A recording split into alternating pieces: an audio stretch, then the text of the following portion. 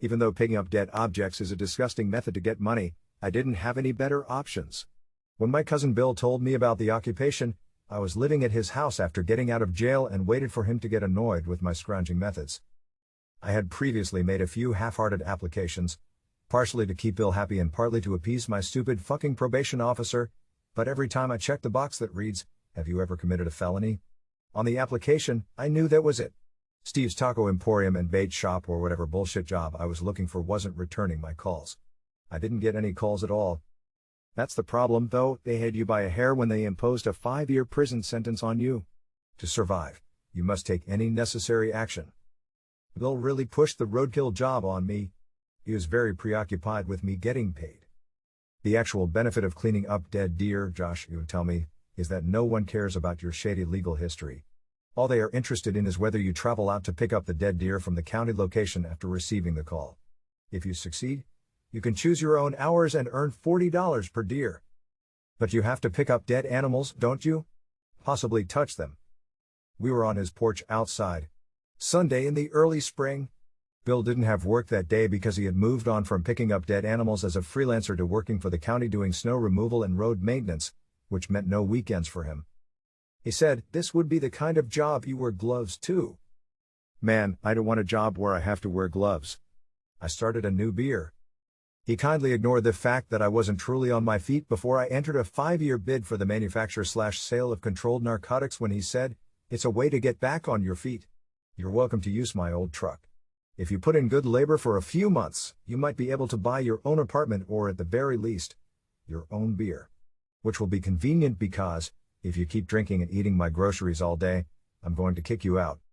When he didn't laugh, I waited for him to do so before asking him when I could begin. The ensuing few months went smoothly. Most days I made at least $40 because there was usually a deer dead nearby. But typically, I grabbed 2 or 3. By performing the math, I won't offend either of us. It suffices to note that it typically covered a case of domestic. Nevertheless, there were a few issues. Some of the issues were common, logistical in nature. Bill's truck wouldn't start, I didn't have enough money for petrol, and my probation officer was an asshole. But others were a little stranger. The stranger occurrence was that every once or twice a month I would receive a call reporting a dead deer, but when I arrived, there would be nothing there. The strangest part. It always happened in the same spot. The same time every time. Right before it merges onto 74 Frost Road. Always at noon. I initially believed I was mistaken, confused or anything, but it kept happening over and over. Dead buck, missing deer. A deer was never present. Perhaps a few of them were recently killed, and someone else simply picked it up. A month of free beef. I'm not a judge. But that's not how it actually felt. Every time I drove there, something seemed off. When I'd out, the air would smell odd, like though a storm was approaching, but there wouldn't be a cloud in the sky. There was improper pressure. So when I received a text stating that a deer had been found dead on 74, I wasn't in a rush. No rush at all, in fact. The Blind Pig's owner/bartender Steve was a fan of barbecue and was also dealing with glaucoma, so I finished the beer I was drinking inside and made my way out to the parking lot. Bill's truck, which was a real piece of crap, was still mine to drive. A truly awful ride. The steering wheel trembled if he drove over 40, and half of the dashboard lights flashed on and off seemingly at random, but it was free and it worked. Like, I suppose, myself. I cranked up the radio as I drove it away under a clear sky. The local AM gospel channel was the only station available. As long as I Got Jesus was playing, so I sung along. 10 minutes later, I rounded a curve and, lo and behold, there was a deer where I had anticipated seeing nothing, despite the fact that a dead deer had been reported. I stopped and put my hazards on. They function, but only slowly and mainly on one side. Superior to nothing. When I exited the truck, I rapped my knuckles. For that time of year, the morning was warm. Dandelion seeds in the air in the early spring as the surrounding forests begin to regreen after the winter. The forests were enormous on both sides of the road in this area of town. Public lands. There was no end to it. You were doomed if you got lost out there. In those forests, nobody ever goes missing and is ever found. I slipped on my thick work gloves before exiting the truck. There was no one else driving. At 10 in the morning, nobody is leaving for lunch because everyone is either at work or in class. I assumed that the rest of the population was beginning to day drink. I felt uneasy because of the void. I've been in some strange, awful, violent situations throughout my life, but the thing that always gives me the creeps is when a location that ought to be busy is deserted. I inhaled deeply and moved toward the deer. I was against seeing it. I was angry to see it. Deer that are dead are disgusting. Even when you live in the middle of nowhere and are accustomed to seeing them on the roadways, it is still disgusting and depressing. They decay and burst in the sun in the summer, and they freeze on the median's dead grass in the winter. The entire journey to the body I continued to tell myself that I was doing a good thing, as I always do. The proper action. This deer needs to be removed so that no one can see it. No one desires to view it. And getting paid, I added. I must be paid. The deer appeared young. The body was twisted, covered in blood, and had an oddly angled skull. My stomach climbed into my throat as soon as I smelled it. I had to look aside while I collected myself. I closed my eyes, bit the inside of my cheek, and started counting backwards from 10. I opened my eyes when I said 0, and that's when I first noticed it. Deer were in motion. Not the deer, please. It was still and still, but the skin's pulse suggested that a wave was trying to emerge from beneath it. I took a step back and peered. I was curious if that was a twitch. Sometimes, doesn't the body continue to move after death? I gave the deer a close inspection. Nothing. Nothing at all moved. Just roadkill. Uncontrollable twitch, I determined. Not another. I slid my shovel under it while bending over. It jumped. I yelled and threw it back on the floor. I stumbled backward, stopping only when I ran against Bill's truck's front. My knees were weak and rubbery, and my chest was fluttering up and down. The frozen corpse sagged to the ground. I grabbed my phone and dialed Bill's number. "Josh, how are you?" "Man, what the F is wrong with this deer?" I started at an 11 out of 10 and came in really hot. "What are you discussing? When I'm not there to witness the fucking deer, how am I meant to know what the fuck is wrong with it?" I was pacing and giving it a wide distance while saying, "It's moving, guy. It is in motion." "Are you certain it is deceased?" I halted and hung up the phone. After pausing to look at the body for a while, he nodded and raised the phone once more. "Yes, it is deceased. As bad as dead. Do you believe I am a fool? Dead creatures typically don't move.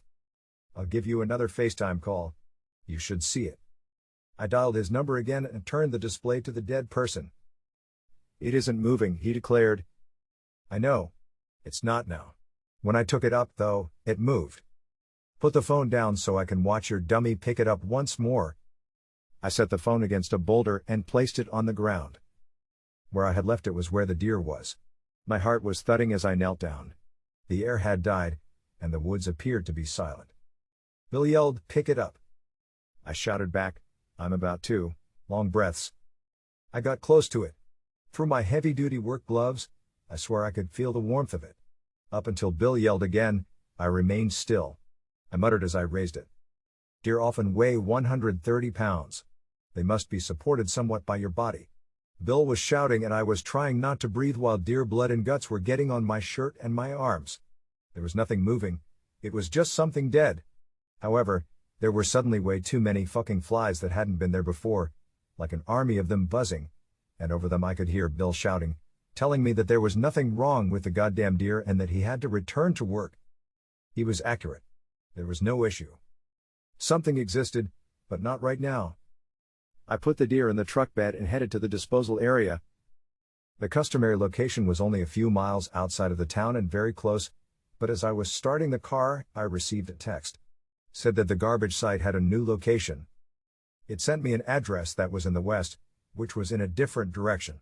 The subdivisions and fake-ass mansions were out past the new target, where everyone drove SUVs and their kids all bought narcotics from guys like me. This address went above and beyond.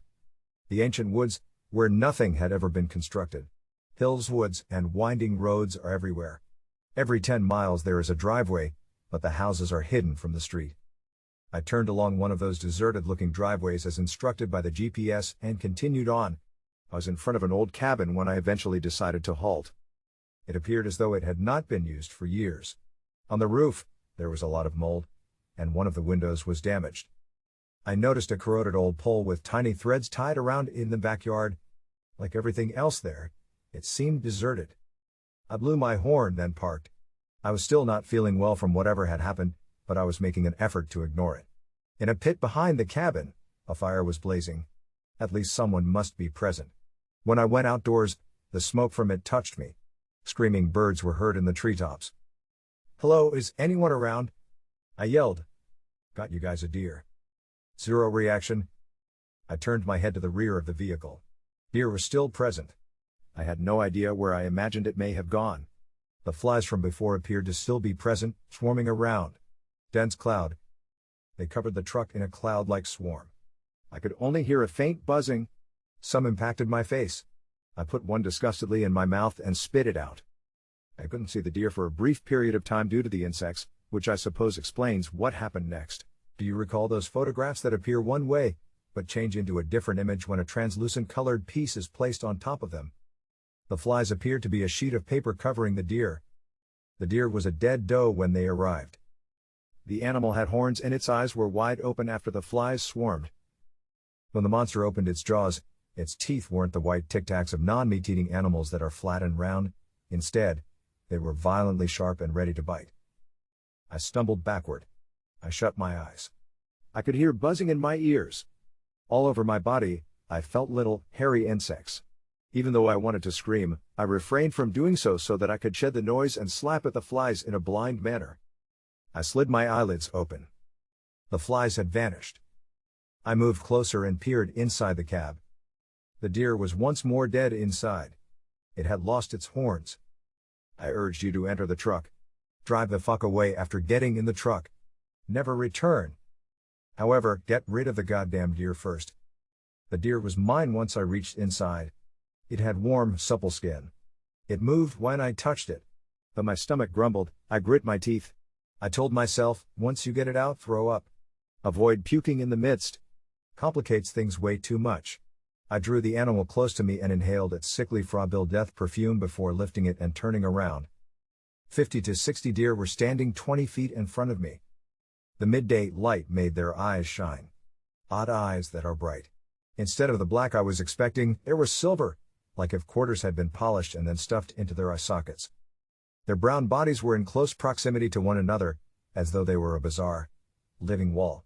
When I opened my eyes again after closing them, they remained closed.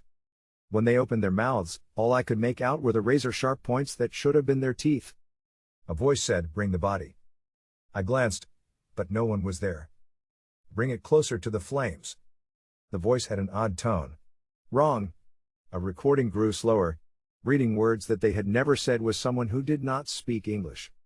Perhaps something vocalist had said it. There was a gap between the deer, almost like a path. The path directly went to the fire pit. I started to move through. I sensed their gaze upon me. Their breathing was audible. It didn't sound the way I expected it to. Smooth white stones encircled the fire pit and appeared to glitter in the heat. It grew hotter the closer I got. My clothing was saturated in perspiration. The deer's weight pressed up against me, and I felt the heat from the pit and the animal's flesh. I wondered why it was so hot. It must be dead. Was it? I'm positive I felt it move. I experienced waves of nausea once more, but I knew I had to continue. This had to be done. The buck was raised above my head. The forest's natural sounds came to an end. I included it. I could hear the deer cry as soon as they landed on the flames. I knelt down and covered my ears, attempting to block out the terrible screeching while remaining still. It sounded like machinery being operated incorrectly, as if the engines had been taken apart and reverse assembled before everything was pushed up to the maximum.